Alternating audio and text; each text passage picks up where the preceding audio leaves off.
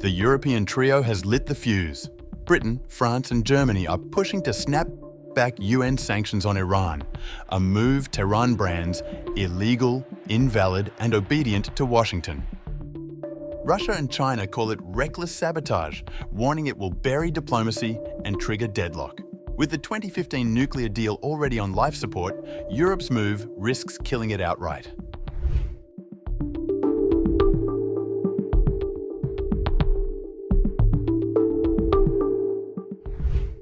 Iran's Foreign Minister Abbas Araghchi has rejected efforts by Britain, France and Germany, known as the E3, to reinstate UN sanctions lifted under Resolution 2231/2015, calling the move invalid and ineffective.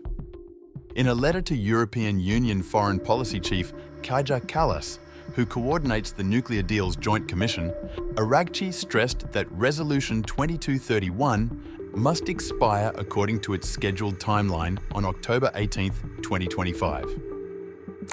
Attempts by the E3 to revive UN Security Council resolutions that were terminated under Resolution 2231 are invalid and ineffective.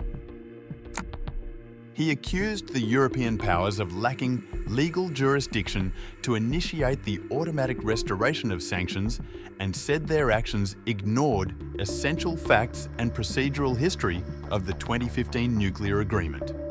Araghchi reiterated that Iran was the first party to activate the deal's dispute resolution mechanism after the US withdrew in 2018, citing letters and Joint Commission meetings earlier that year.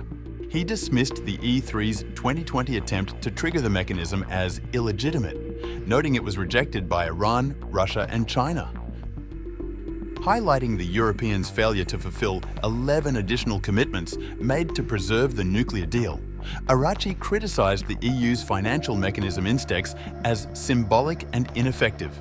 Araghchi condemned the EU's silence over recent US and Israeli attacks on Iranian nuclear sites, calling them clear violations of the UN Charter and international law, and criticized European support for these actions.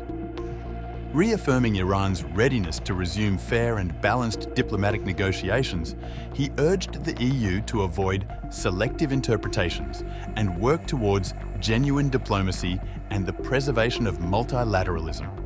The letter was also sent to UN Secretary-General Antonio Guterres and all Security Council members. The three countries, in coordination with the EU's foreign policy chief, formally notified Iran by phone on August 28th of their intention to inform the UN Security Council to begin the dispute resolution process under the JCPOA framework. This move sets a 30-day countdown aimed at potentially reimposing UN sanctions on Tehran, suspended since the 2015 accord known as the Joint Comprehensive Plan of Action, or JCPOA. Araghchi expressed hope that the European countries would reconsider and reverse their decision. Meanwhile, Iranian MP Fatah Hossein Maliki warned on August 29th, calling it a dangerous escalation that threatens not just Iran, but neighbouring countries as well. However, in a hopeful development, EU Foreign Policy Chief Kaja Kallas said on August 29th that the coming weeks offered an opportunity to hammer out a diplomatic solution on Iran's nuclear program.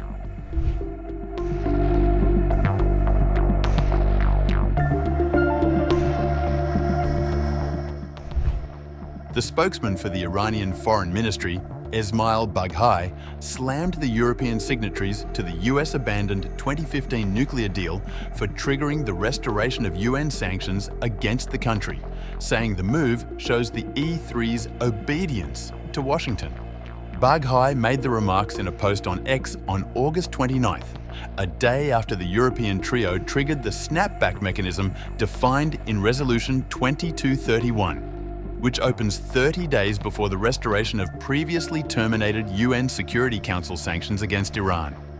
He said that the Europeans' measure is driven not by legal necessity or sound judgment, but signifies their obedience to the National Security Presidential Memorandum 2, NSPM 2, signed by US President Donald Trump in February to reimpose his so-called maximum pressure policy on Tehran. The E3 are demonstrating what passes for a credible negotiating partner in the so-called rules-based international order, where might makes right and where the violator dictates the rules of the game. The Iranian spokesperson noted that the United States, which withdrew unilaterally from the nuclear accord in 2018, has never been a party to the deal since then and remains its biggest violator and saboteur. He said Washington's exit triggered a chain of negative developments that continue to this day.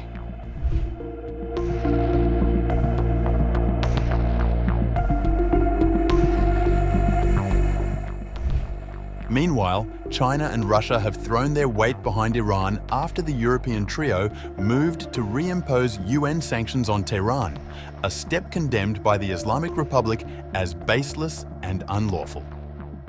Russia and China countered the European move by circulating a draft resolution proposing a 6-month technical extension of Resolution 2231. The text would suspend substantive JCPOA discussions until April 2026 and urge all sides back to talks. Russian Foreign Ministry spokesperson Maria Zakharova on August 29th condemned the decision by Britain, Germany and France to launch a process that could reimpose UN sanctions on Iran over its nuclear program. We strongly condemn these actions by the European countries and call on the international community to reject them. Such manipulations cannot involve any obligations for other states. Russian officials too described the initiative as unlawful and counterproductive, stressing that it would only push the issue into deadlock and escalate tensions. Mikhail Ulyanov, Russia's permanent representative to international organizations in Vienna, called the European step a big mistake and another irresponsible move that would lead to a total deadlock on Iran's nuclear file. Meanwhile, Chinese Foreign Ministry spokesman Guo Jiakun told a news conference on August 29th that the E3's move was not constructive.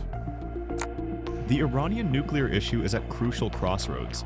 Initiating the snapback process at the UN Security Council is not a constructive move which will disrupt the settlement of the Iranian nuclear issue through political and diplomatic means.